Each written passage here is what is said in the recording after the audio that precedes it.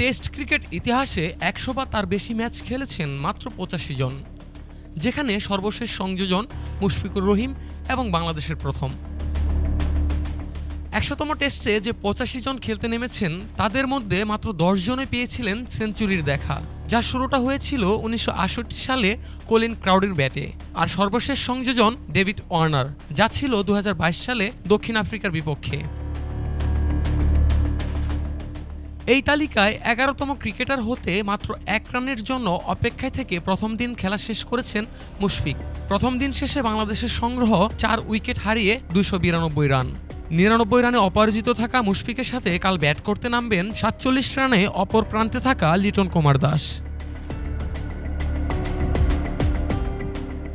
বাংলাদেশ দলের জন্য দিনটা সুন্দরভাবে শেষ হলেও শুরুটা ছিল কিছুটা ব্যাকফুটে। টপ অর্ডারের ৩ জন ব্যাটসম্যানই উইকেট বিলিয়ে এসেছেন উইকেটে থিত হয়ে। তবে ১০০তম টেস্ট ম্যাচ খেলতে নেমে যেন সব আলো কেড়ে নিয়েছেন মুশফিক নিজে। চতুর্থ ও পঞ্চম উইকেট জুটিতে মুমিনুল ও লিটনকে নিয়ে ১০৭ এবং অপরাজিত ৯০ রানের জুটি করে দলকে নিয়ে গিয়েছেন বড় সংগ্রহের দিকে।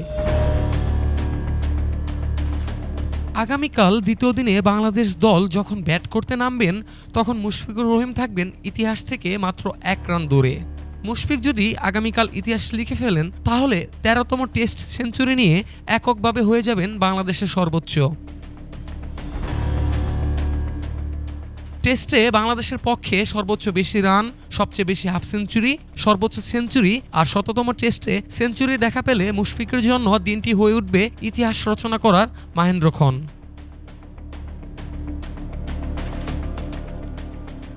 প্রায় ২০ বছর ৩ মাসের দীর্ঘ কেরিয়ার জুড়ে সবসময় ছিলেন ভরসার প্রতীক, তাই তো দেশের ক্রিকেট তার নাম দিয়েছিল মিস্টার ডিপেন্ডেবল।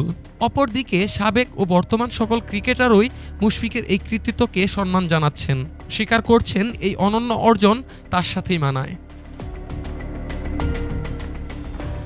বাংলাদেশের পক্ষে আর কেউ ১০০তম টেস্ট খেলতে পারবেন কিনা সেই প্রশ্ন আপেক্ষিক। তবে মুশফিকুর রহিম যে দৃষ্টান্ত স্থাপন করে যাচ্ছেন তা হয়তো নতুন ক্রিকেটারের জন্য হয়ে থাকবে পথ প্রদর্শক হিসেবে।